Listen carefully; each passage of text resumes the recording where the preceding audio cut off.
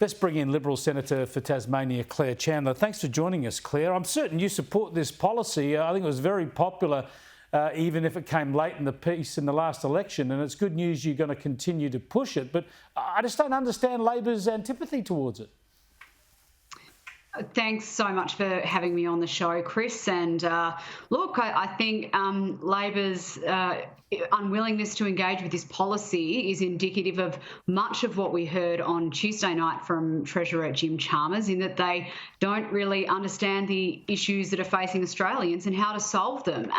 We had a budget that had no real plan to address the cost of living crisis, that had no real plan to address skyrocketing energy prices that the Treasurer now recognises are going to be a massive problem for us in the foreseeable future. So I think it was a really good budget reply from Peter Dutton last night, outlining just how frustrated Australians are that Labor has no plan on these issues. I'll tell you what, when it comes to super, I got my latest statement this year, and the fund had lost more than I'd put in it this year, and yet the government still took a stack of tax. So I'm certain a lot of people will be having those sort of statements from their super funds this year.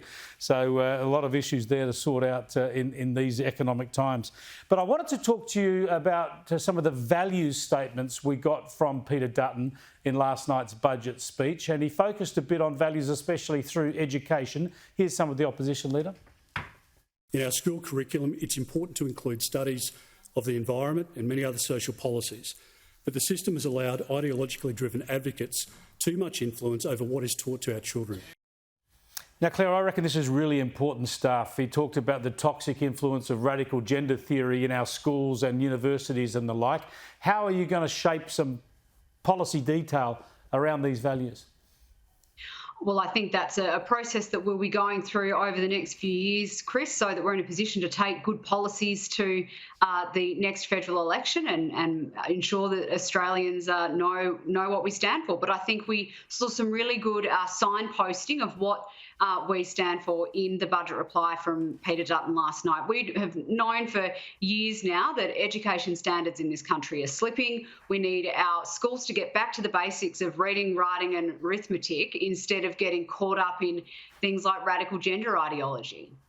Yeah, obviously we've got to get rid of those sort of ideologies out of the schools. That's one of the things you have to do. But the other thing is just a general framing of our history, isn't it? How can you change curriculum around the country? I know there's a national curriculum, but of course the states have a lot of control too.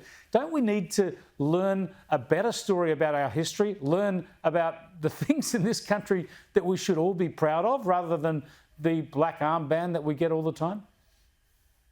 Absolutely. I think a really fulsome education around our nation's history is really important for our young kids. And in talking about the education basics, and I mentioned reading, writing and arithmetic just now, I think one of the other really important things we need to ensure is that our kids are becoming critical thinkers, are learning multiple perspectives on issues and are being empowered to make up their own mind about the way that they see the world. That doesn't happen when kids are only getting one certain perspective, whatever that perspective is in the classroom. So we really need to make sure, like I say, that we are providing our children with a fulsome education so that they can figure out their own views on how they see the world. Now, talking about real gender issues, you've been very upfront about the brave women of Iran protesting about the morality police there and trying to lift the yoke of them that's exercised in many ways, especially through a compulsory headdress. Tell us what you're hoping to do through Parliament and what sort of support you're getting. Well, Chris, yesterday in the Senate, I moved a motion to establish a Senate inquiry that I will chair as on the Foreign Affairs, Defence and Trade Committee, looking at the human rights implications of the recent violence in Iran, like we've seen with, as you mentioned there, the tragic death of Mahsa Amini in police custody. And I think Australians, and particularly the Iranian community within Australia, really want to see some tangible action after these tragic events in Iran, and really want to know that the government is listening to their concerns. So I think that this committee will have a really great opportunity to hear those concerns, talk to the experts, understand what possible actions are available to government, what actions have been taken so far, what actions could be taken into the future. So I think this is a really valuable way of listening to those concerns within the Australian community, of course, and specifically within our Iranian community here, which, as I've heard significantly over the last 6 weeks since I first started talking about these issues and since the protests kicked off in Iran, they're really concerned.